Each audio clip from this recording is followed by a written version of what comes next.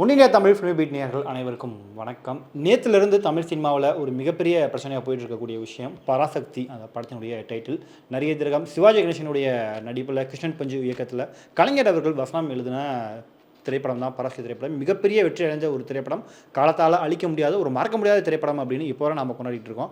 அந்த படத்தினுடைய டைட்டிலாக இப்போ 2 நடிகர்கள் தங்களுடைய படங்களை வச்சுருக்காங்க. சிவகார்த்திகேயனுடைய 25வது படமான இந்த படத்துக்கும் அந்த பராசக்தி டைட்டில் தான் வச்சுருக்காங்க. அதே மாதிரி விஜய் ஆண்டனியுடைய படத்துக்குமே தெலுங்கில் அந்த படத்தினுடைய தலைப்பு தான் வச்சுருக்காங்க. இது இப்போ மிகப்பெரிய ஒரு சிக்கலாக போயிட்டுருக்கு. இதை பற்றி நம்மகிட்ட விரிவாக பேசுறதுக்காக நடிகர் திலகம் சிவாஜி கணேசனுடைய சமூக நலப்பேரவை தலைவர் சந்திரசேகரன் நம்மளோட இருக்கார். அவர்கிட்ட அதை பற்றி கேட்கலாம். வணக்கம் சார். சார், ஆக்சுவலாக இந்த பராசக்தி டைட்டில் பிரச்சனை வந்து பல வருஷங்களாக வந்துகிட்டே இருக்கா தான். ஏற்கனவே இதுக்கு முன்னாடியும் வந்திருக்கு. இப்போ இந்த பிரச்சனை வந்திருக்கு. இதை பற்றி என்ன நினைக்கிறீங்க? இது தமிழ் சினிமாவை பொறுத்த வரைக்கும் ஒரு வரலாறு, இது சாதாரண ஒரு பெயர் கிடையாது. நீங்கள் முன்பே கூட நடிகர் திலகம் சிவாஜி அவர்களுடைய பெயர்களை பல பேர் யூஸ் பண்ணியிருக்காங்க. நெஞ்சிருக்கும் முறைன்னு வந்திருக்கு, ஆண்டவன் கட்டளை வந்திருக்கு, பச்சை விளக்கு வந்திருக்கு, நெஞ்சிருக்கும் முறை வந்திருக்கு, நிறைய வந்திருக்கு. இது மாதிரி படங்கள் வந்திருக்கு. இப்போ கூட பார்த்திங்கன்னா பழைய படங்களில் காதலிக்க நேரமில்லை வந்திருக்கு. இப்போ சிவகார்த்திகேயனோட படங்கள் பார்த்திங்கன்னா பாதி படம் வந்து பழைய படங்கள் தான்.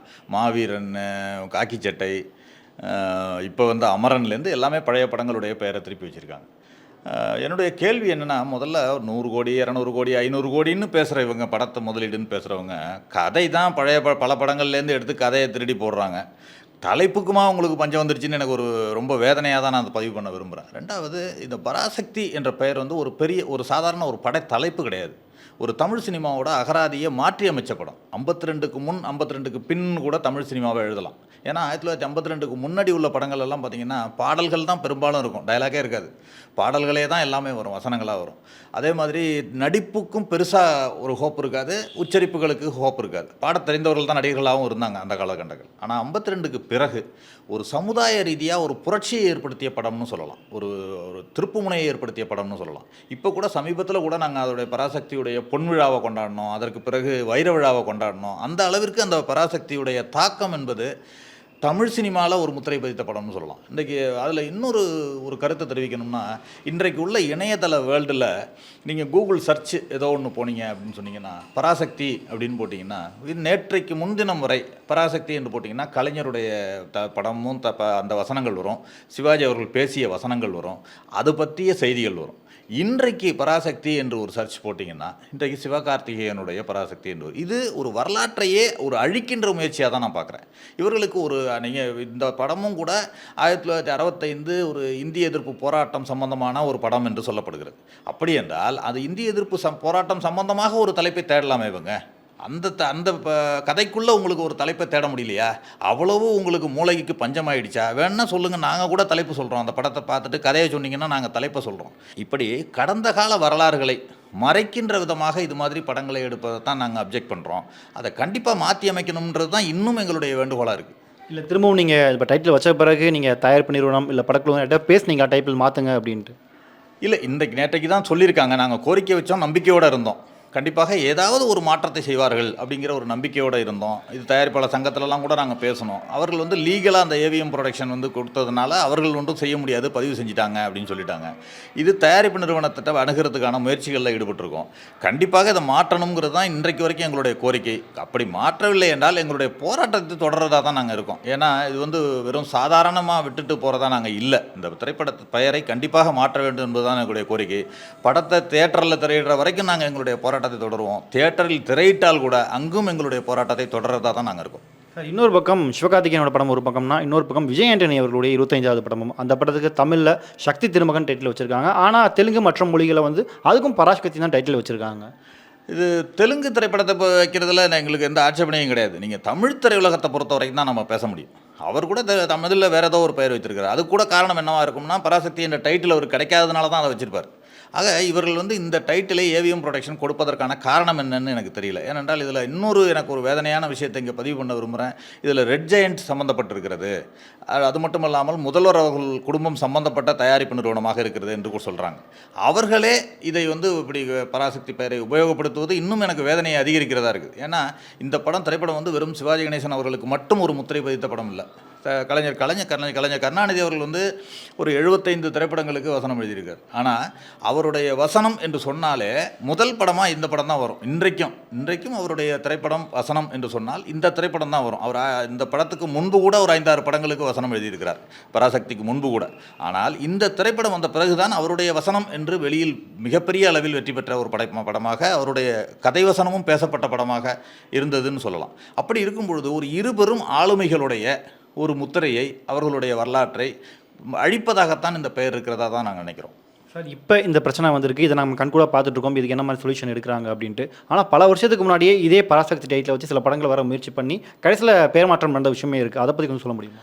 அதுதான் 85 கூட பராசக்தி என்ற பெயரில் சிவகுமார் அவர்கள் நடித்த ஒரு படத்தை பராசக்தின்னு டைட்டில் வச்சாங்க. அப்போ கூட இதே மாதிரி எதிர்ப்பு கிளம்பி பராசக்தி என்பதை மீண்டும் பராசக்தின்னு வச்சாங்க. அதுக்கு பிறகு பார்த்தீங்கன்னா நிறையா பராசக்தி என்ற பெயர்லேயே ஆதிபராசக்தி, மேல்மருவத்தூர் ஆதிபராசக்தி பல பெயர்களில் வந்திருக்கிறது. ஆனால் அதே பெயரில் நீங்கள் ஃபாண்ட் கூட பார்த்தீங்கன்னா அதே பெயரில் அதே மாதிரி இருக்குது. நீங்கள் பராசக்தி ஃபாண்ட்டு கூட இவர்களுக்கு உண்மையிலேயே என்ன ஒரு கிரியேட்டிவ் பஞ்சமானு எனக்கு தெரியல. ஏன்னா இப்போல்லாம் எவ்வளவோ திறமையான இளைஞர்கள், திறமையான கதை ஆசிரியர்கள் எவ்வளவோ வந்திருக்காங்க. அவர்கள் கதை தலைப்பை வந்து வேறு ஏதாவது வைக்கலாம். இன்றைக்கி மலையாளத்துலலாம் கூட பார்த்திங்கன்னா எவ்வளவோ திரைப்படங்கள் வருது, கதைகளோட நல்ல கதைகளோட நல்ல தலைப்புகளோட வந்து சாதாரண பட்ஜெட்டில் மிகப்பெரிய வெற்றியை பெற்ற படங்களெல்லாம் நம்ம கண்கூட பார்த்துக்கிட்டு இருக்கோம். ஆனால் தமிழ் திரையுலகம் எல்லாவற்றுக்கும் தென்னிந்தியாவிலேயே ஒரு முன்னோடி ஒரு உலகமாக இருந்தது, திரையுலகம் இருந்துச்சு. ஆனால் இன்றைக்கு எல்லாவற்றிலும் காப்பி, எல்லாவற்றிலும் ஒரு அப்போ கூட ஹீரோயிசம் இருந்துச்சு. நீங்கள் அந்த காலத்தில் கூட எம்ஜிஆர், சிவாஜி எம்ஜிஆர், அந்த மாதிரி காலத்தில் ரஜினி, கமல், இந்த மாதிரி காலத்தில் எல்லா இடத்துலையுமே எல்லா காலத்துலையுமே வந்து ஹீரோயிசம் இருந்துச்சு. ஹீரோவை நோக்கி உள்ள கதைகள், கதையம்சம் உள்ள படங்கள்லாம் வந்துச்சு. ஆனாலும் இப்படி கதையை திருடுவது, தலைப்பை திருடுவது என்பது இப்போது தான் அதிகமாக நடக்கிறதா பார்க்குறேன். இன்னொன்று எனக்கு ஏற்கனவே என்னுடைய வருத்தம் என்னவென்று சொன்னால், பழைய திரைப்பட பாடல்களை கூட ரீமிக்ஸ்ன்னு சொல்லி அதை கொலை செய்து அந்த பாடலையே கெடுத்து படத்தை ரிலீஸ் பண்ணுறதை பார்க்குறோம். இன்றைக்கி இசையமைப்பாளர்கள்லாம் இன்றைக்கி மிகப்பெரிய இசையமைப்பாளர்கள் தமிழ்நாட்டில் இருக்காங்க, எவ்வளவோ இருக்காங்க. ஆனால் பழைய திரைப்பட பாடலை மறுபடியும் எடுத்து அதையே ரீமிக்ஸ்ன்னு சொல்லி அந்த படத்தை பாடலை யூஸ் பண்ணுறாங்க. கதை பஞ்சம், பாடல் பஞ்சம், வேறு என்ன அப்புறம் தமிழ் திரையுலகத்தில் என்ன இருக்குது? நீங்கள் 100 கோடி சம்பாதிக்கிறோம், 200 கோடி சம்பாதிக்கிறோன்னு சொல்கிறீங்க. இதுக்கு கூட நீங்கள் உங்கள் சொந்தமாக உங்கள் மூளையை யூஸ் பண்ண முடியலன்னா எதுக்கு திரையுலகத்துக்கு வரீங்கன்னு தெரியல எனக்கு. ஓகே, இப்போ நீங்கள் ஒரு கோரிக்கை வச்சுருந்தீங்க இப்போ ரிலீஸ்க்கு முன்னாடியே, டைட்டிலுக்கு முன்னாடியே, ஆனால் டைட்டில் வச்சுட்டாங்க. இப்போ உங்களோட அடுத்த கட்ட நடவடிக்கைகள் என்னவாக இருக்கும்? கண்டிப்பாக தொடர்ந்து போராடுவோம். நாங்கள் எங்களை பொறுத்த வரைக்கும் இதை வந்து 2 விதமாக எடுத்துகிட்டு போகலான்னு பார்த்தோம். லீகலாகவும் எடுத்துகிட்டு போகணும், 2வது மக்கள் மத்தியிலையும் ஒரு போராட்டமாக, திரையுலகத்திலையும் தமிழ் சினிமா ரசிகர்களை ஒன்று திரட்டி ஒரு போராட்டணும் அப்படின்னு நினைக்கிறோம். ஏன்னா இது வந்து தொடரக்கூடாதுன்னு நினைக்கிறேன். இதுக்கு ஒரு முற்றுப்புள்ளி வைக்கணும்னு நான் நினைக்கிறேன். இதை வந்து தமிழ் திரையுலக தயாரிப்பாளர்கள் சங்கத்திலையும் சரி, நடிகர் சங்கத்திலையும் சரி, அல்லது ஃபிலிம் சேம்பர்லேயும் சரி, எல்லாவற்றிலும் நான் நேராக போய் கோரிக்கை மனுவை கொடுத்து, இனிமேல் இது மாதிரி ஒரு முத்திரை பதித்த படங்களை, எல்லா படங்களையும் நாங்கள் இது பண்ணலன்னு சொல்லலை. இன்றைக்கி வந்து நடிகர் திலகம் சிவாஜி அவர்கள் வந்து ஒரு 300 படங்கள் நடித்திருக்கிறார், 285 நேரடி தமிழ் படங்கள் நடிச்சிருக்கார். அதில் நீங்கள் எல்லா படத்தையும் நீங்கள் யூஸ் பண்ணக்கூடாதுன்னு நம்ம சொல்லலை. முன்பு கூட திருவிளையாடல் என்ற ஒரு படம் வந்துச்சு. நான் திருவிளையாடல் என்ற படத்தை உபயோகப்படுத்தக்கூடாது அப்படின்னு நான் கோர்ட்டில் வழக்கு போட்டேன். நானே தான் வழக்கு போட்டு அது மீண்டும் திருவிளையாடல் ஆரம்பம் என்று மாற்றப்பட்டது, திருவிளையாடல் ஆரம்பம் என்று மாற்றப்பட்டது. அதேமாதிரி சரஸ்வதி சபதத்துக்கும் அதே மாதிரி தான் போட்டேன். ஏனென்றால் நீங்கள் திருவிளையாடல், சரஸ்வதி சபதம் அப்படின்னாக்கா அந்த அந்த அந்த அந்த நோக்கம் என்னத்துக்காக எடுக்கப்பட்டது? கடவுளுக்காக, கடவுளராக்காக எடுக்கப்பட்ட ஒரு திரைப்படத்தை அதுக்காகத்தான் உபயோகப்படுத்தணும். நீங்கள் இது ஒரு சமுதாய புரட்சியை ஏற்படுத்திய ஒரு படத்தை வந்து வேறு எதுக்கோ ஒரு படத்துக்கு, வேறு ஏதோ ஒரு கதைக்கு யூஸ் பண்ணுறதுன்றது வந்து சரியான நோக்கத்துக்காக பண்ணுறதில்ல. அதாவது இதுவும் ஒரு உழைப்பு திருட்டுன்னு தான் நான் பார்க்குறேன். யாரோ ஒருவர் உழைத்து ஒரு தலைப்பை வைத்து 70 வருடமாக பாதுகாத்து இன்றைக்கு வரைக்கும் அந்த படங்கள் பேசப்படுகிற ஒரு பராசக்தி திரைப்படம் இருக்கிற ஒரு நிலையில் அந்த தலைப்பை நீங்கள் திருடுறீங்கன்னு தான் அர்த்தம். அதை வந்து அந்த உழைப்பை நீங்கள் திருடுகிறீர்கள், அதை வந்து நீங்கள் நிறுத்தணும். முதல்ல இந்த தமிழ் திரையுலகம் திருந்தணும்னு தான் நான் சொல்லுவேன். ஆனால் நம்ம இன்னொரு பக்கம் இருந்து பார்த்தா இந்த படத்தை தயாரிப்பு நிறுவனம் ஏவிஎம் வந்து நாங்களே கொடுக்குறோம் அப்படின்னு அவங்களும் ஒரு அறிக்கை கொடுத்துருக்காங்களே. இல்லை, அது கூட இன்றைக்கு ஒரு அழுத்தத்தின் காரணமாக கொடுத்தார்களோ என்று கூட எனக்கு தோணுது.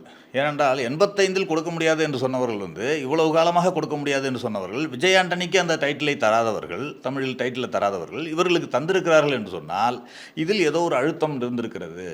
அது ஏன் நடந்தது என்பதுதான் என்னுடைய கேள்வி. ஒரு அழுத்தத்திற்காக அவர்கள் கொடுத்துருக்கிறதுக்கான வாய்ப்பு இருக்கிறது. ஏனென்றால் ஏவிஎம் நிறுவனம் எல்லா திரைப்படங்களுக்கும் அவங்க டைட்டிலில் வந்து ரெனியூவல் பண்ணிக்கிட்டே இருக்காங்க. அவங்க எந்த டைட்டிலையும் கொடுத்தது கிடையாது. 2வது இந்த டைட்டில் இன்னொன்று பார்த்தீங்கன்னா, அந்த பராசக்தியை பொறுத்தவரை ஏவிஎம் நிறுவனத்தோடு இணைந்து முதலில் தயாரிக்க ஆரம்பித்தது பெருமாள் முதலியார் என்று சொல்லப்படுகிற நேஷனல் பிக்சர்ஸ் தான் தயாரித்தாங்க. நேஷனல் பிக்சர்ஸ் அப்புறம் ஒரு கொலாபரேஷனில் ஏவிஎம்மில் தயாரித்தாங்க. அப்புறம் நேஷனல் பிக்சர்ஸ் அவருடைய பெருமாள் முதலியாரோட மறைவுக்கு பிறகு அந்த டைட்டிலோட ரைட்ஸ் வந்து உங்களுக்கு வந்திருக்கலாம். அதனால் நேஷனல் பிக்சர்ஸ் அவர்கள் பெருமாள் முதலியாருடைய குடும்பத்தில் இது கேட்கப்பட்டதா, ஆலோசிக்கப்பட்டதா என்பதையும் நான் இப்பொழுது பேசிக்கொண்டிருக்கிறேன். அவர்களுடைய குடும்பத்தினர் இருக்கிறார்கள், வேலூரில் இருக்கிறார்கள். ஏனென்றால் இந்த படத்துக்காக, இந்த படத்தின் தன்னை அறிமுகப்படுத்தியதற்காக இறுதி வரை நடிகர் திலகம் சிவாஜி அவர்கள் வந்து வேலூர் சென்று பெருமாள் முதலியார் அவர்களுடைய குடும்பத்தினருக்கு நன்றி செலுத்தியதெல்லாம் பார்த்துருக்கோம். அந்த அளவிற்கான ஒரு படம், தாக்கத்தை ஏற்படுத்திய படம். சிவாஜிக்கு மட்டுமல்ல, தமிழ் சினிமாவிலேயே ஒரு தாக்கத்தை ஏற்படுத்திய படம். அதை நீங்கள் வந்து ஜஸ்ட் லைக் தட் ஒரு படம் டைட்டில் அப்படின்னு சொல்லி எடுக்கிறதுன்றது வந்து கண்டிப்பாக ஏற்றுக்கொள்ள முடியாது. உங்களுடைய கருத்துக்களை பகிர்ந்துக்கிறதுக்கு ரொம்ப நன்றி சார். நன்றி.